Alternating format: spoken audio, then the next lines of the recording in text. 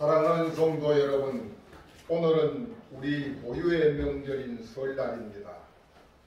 설날엔 모든 식구들이 또한 친척들이 모여서 새해를 소망하며 서로서로 축복을 빌며 어른들은 자녀들에게 덕담을 나누어 주시고 또한 자손들은 어른들에게 건강을 소망하며 세배를 드리고 또한 받고 하는 참으로 바쁜 오늘 아침입니다. 그런가 하면 결혼한 젊은 사람들은 오전에는 친가에 가서 오후에는 처가에 가서 정말 왔다 갔다 바쁜 날입니다. 그런 중에도 그 모든 일들을 뒤로하고 고람되어 하나님 앞에서 이 시간 하나님 앞에 나와 하나님 앞에 예배드리기 위하여 아버지 앞에 나와 함께 예배드리는 여러분들에게 크고 놀라운 하나님의 축복이 임하시길 예수님의 이름으로 축복드립니다. 아멘. 올 한 해는 하나님이 여러분들에게 오늘 이 예배를 통하여 엄청난 세뱃돈을 하나님께서 여러분들의 주머니에 채워주실 줄 믿습니다. 아멘. 오늘 우리가 봉독한 시편 37편 1절에서 7절의 말씀을 통하여 의인처럼 삽시다 라는 제목으로 함께 은혜를 나누고자 합니다. 본문 37편은 다윗이 쓴 시편으로 다윗이 노년에 지은 시로 다윗이 일평생을 살면서 겪은 파란만장한 삶을 뒤돌아보면서 지은 비탄의 시라고 할 수가 있습니다. 다윗은 자신이 겪은 수많은 핍박과 억울한 일들 또한 사울의 추격과 저주 또한 자기 사랑하는 맏아들 압살롬의 사건으로 인하여 가슴 아픈 일들을 회상하면서 인간적인 고뇌와 하나님 아버지를 믿는 믿음의 사람으로서의 교훈이 잘 표현되어 있는 한 편의 시입니다. 다윗은 본문을 통하여 의인이 고통을 당하고 모험을 당하고 모함을 당하고 억울한 일을 당하는가 하면 반대로 악인들이 형통한 모순된 현실 상황을 오늘 본문을 통하여 우리에게 소개하면서 사람의 눈으로 볼 때는 그런 것 같다 라고 생각할 수밖에 없습니다. 그러나 심판의 날 세상 끝날에 가서 보면 하나님의 공의와 하나님의 섭리는 하나님의 은혜와 믿음을 가진 의인들은 반드시 하나님의 축복을 받게 됩니다.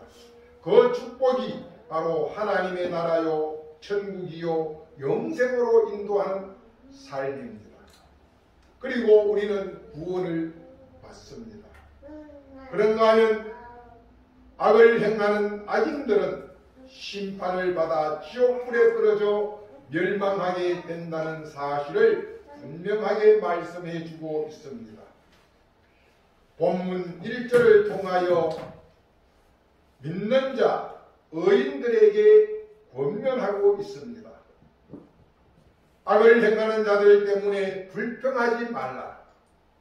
불의를 행하는 자들을 시기하지 말라고 말씀하고 계십니다. 일시적으로 사람의 눈으로 볼 때 악을 행하는 자들이 형통하고 복을 받는 것 같다고 해서 믿는 자들이 그것을 보고 불평하고 불만하고 원망하지 말라고 이야기를 합니다. 믿는 자들이 악한 자들의 형통함을 보고 불평하고 불만하고 원망하는 그것은 그들을 향한 것이 아니라 바로 우리가 하나님을 향하여 불평하고 불만하고 원망하고 있다는 사실입니다. 이어서 불의를 행하는 자들을 시기하지 말라고 했습니다. 불법을 저지른 자들이 일시적으로는 잘 되는 것 같다고 해서 그것을 보고 배아파하지 말라는 말입니다. 여기서 말하는 시기한다는 말은 바로 배가 아프다는 말입니다. 우리 속담에 사촌이 땅을 사면은 배가 아프다는 말이 있습니다. 마찬가지입니다. 옆에서 사람이 예수 믿지도 않고 다른 종교에 빠져 있고 한데 또 아니면 무신론자인 것 같은데 어쩌면 세상에 나쁜 행동은 다 하는 사람이 너무너무 잘 살고 잘 되는 거예요. 이것을 보면서 믿는 자들이 그런 마음을 가집니다. 나도 복 받을 수만 있다면 저 사람이 하는 저런 행동도 해보고 싶다. 이런 마음이 든다는 것입니다. 이것을 가지고 악을 행하는 자들, 불의를 행하는 자들을 보고 우리가 시기한다는 거예요. 배아파한다는 거예요. 그러므로 그런 일은 의인들은 꿈도 꾸지 말고 생각도 하지 말고 마음도 먹지 말라고 권면하고 있습니다. 우리 속담에 꼬리가 길면 잡힌다고 했습니다. 불의는, 악은, 거짓은, 어두움은, 죄악은 오래가지 못합니다. 반대로 정의와 공의와 진리와 빛은 영원합니다. 시간이 지나면 지날수록 더 공고해지고 더 아름답고 찬란하게 빛나는 것이 바로 정의고 공의고 진리입니다. 로마서 3장 10절은 의인은 없나니 하나도 없다라고 사도 바울은 말씀해 주고 있습니다. 그런데 창세기 6장 9절을 보시면 노아는 의인이요 당대의 완전한 자라고 했으며 또한 창세기 15장 6절은 아브라함이 여호와를 믿으니 여호와께서 그를 의로 여기셨다라고 했습니다. 또 사도행전 10장 22절은 고넬료는 의인이요 하나님을 경외하는 사람이라고 했습니다. 본문 1절에서 말하는 악을 행하는 자, 불의를 행하는 자를 일컬어서 우리는 악인이라고 이야기를 합니다. 그렇다면 그와 반대되는 사람을 우리는 일컬어서 의인이라고 이야기를 합니다. 악인에 반대되는 의인의 정의는 무엇일까요? 누구를 우리는 의인이라고 이야기할까요? 이 의인의 히브리어 원문은 이렇게 이야기합니다. 카도시, 카도시. 또 다른 말로는 하시드, 하시드. 카도시, 하시드라는 말을 정의라고 히브리어는 이야기를 하고 있습니다. 여기에서 이야기하는 카도시라는 말은 구별되었다, 구별되었다. 즉 우리가 흔히 이야기하는 성도를 일컬어서 카도시라고 이야기를 합니다. 그리고 또 다른 하시드라는 단어는 죄로부터 분리된 자, 하나님을 경외하는 삶을 사는 자를 일컬어서 하시드라고 이야기를 합니다. 이 하시드를 하나님을 사랑하는 자, 하나님을 찬양하는 자, 또한 하나님의 도, 십자가의 도를 지키는 자를 뜻하는 말이 하시드입니다. 히브리어 원뜻인 카도시나 하시드는 한결같이 성도를 지칭하는 말임을 우리는 알 수가 있습니다. 다윗은 하나님의 은혜를 입고 하나님의 은혜로 살아가는 자를 일컬어서 의인이라고 이야기를 했습니다. 다시 말하면 예수 그리스도로 말미암아 구속함을 받은 하나님의 백성이 바로 의인이라는 말입니다. 사랑하는 성도 여러분, 지금 이 시간 하나님 앞에 나와 예배드리는 여러분들은 하나님을 사랑하는 자들입니다. 하나님을 찬양하는 자들입니다. 하나님의 십자가의 진리를 지키는 사람들입니다. 하나님의 은혜로 살아가는 사람들이요, 예수 그리스도로 말미암아 구속함을 받은 자들이 여러분들입니다. 그러므로 여러분들은 누가 뭐래도 하나님으로부터 진정 인정함을 받은 의인들임을 축복드립니다. 여러분들은 의인들입니다. 사랑하는 성도 여러분, 이제 우리에게 마지막 주어진 삶이 하나 남아 있습니다. 의인이요 성도로 하나님 앞에 인정받은 우리의 마지막 남은 하는 것은 삶입니다. 어떻게 우리가 살 것인가 하는 것입니다. 악인의 형통함을, 불의한 자들의 형통함을 불평하거나 시기하면서 사시겠습니까? 다윗은 분명하게 본문 1절을 통하여 그렇게 살지 말라고 권면하고 계십니다. 왜 그렇게 살지 말아야 하는가? 그것을 2절은 이렇게 이야기합니다. 그들의 삶은 풀과 같아서 속히 배임을 당할 것이며 그들의 삶은 푸른 채소 같아서 금방 쇠잔하여 질 것이라고요. 또한 그들의 삶은 아침 이슬과 같고 아침 안개와 같다고도 했습니다. 그러면서 하나님을 믿고 하나님을 사랑하고 경외하는 의인된 우리 성도들은 어떻게 살아야 하는가를 상세하게 제시를 해주고 계십니다. 3절을 보시면 여호와 하나님을 의뢰하고 선을 행하라고 했습니다. 첫째, 여호와를 믿으라고 합니다. 그리고 여호와 앞에 선을 행하라고 이야기를 합니다. 그러면 땅에 머무는 동안 그의 성실을 먹을거리로 삼을 것이라고 했습니다. 여기에 그의 성실을 먹을거리로 삼는다고 하는 말은 바로 우리가 육신을 입고 이 땅에 사는 동안에 하나님께서 일용할 양식을 때를 따라 주신다는 말씀입니다. 그러므로 너희는 먼저 그의 나라와 그의 의를 구하라.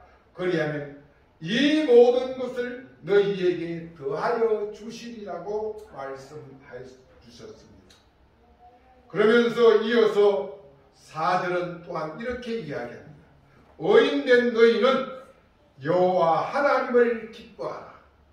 하나님을 기쁘시게 해드리라고 이야기를 합니다. 그리고 또 5절은 내 길을 여호와께 온전히 맡기라고도 이야기합니다. 여기에서 이야기하는 내 길은 무엇을 말합니까? 이것은 바로 우리의 모든 삶, 우리의 모든 일입니다. 여기에서 길이라고 하는 것은 일을 말하고 우리의 삶을 말합니다.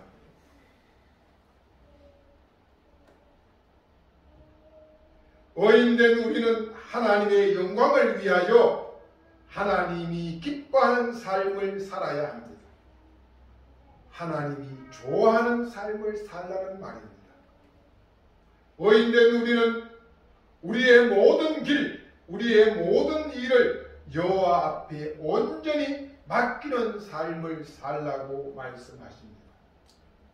그리고 마지막 7절에서는 이제 우리가 해야 할 일 세 가지를 들어 제시해 주고 계십니다. 우리의 삶 전부를 여호와께 온전히 맡기고 나면은 우리는 할 일이 없습니다. 하나님 앞에 우리의 일을 맡기지 아니할 때 내가 내 삶을 살려고 하다 보니 이리 뛰고 저리 뛰고 발구둥을 칩니다. 그러나 모든 것을 주인 되신 하나님 앞에 맡기고 나면은 우리는 할 게 없어요. 그러므로 우리가 해야 할 일은 무엇이냐? 하나님 앞에 잠잠하게 있으라고 합니다. 그리고 참고 있으라고 합니다. 그리고 세 번째, 기다리라고 합니다. 너희는 모든 것을 하나님 앞에 다 맡겼다면 잠잠하고 참고 기다리라고 이야기를 합니다. 바로 의인된 성도들은 모든 우리의 삶을 여호와께 맡기고 잠잠히 참고 기다리시길 축복드립니다. 우리 6절 말씀을 우리 같이 봉독해 보시겠습니다.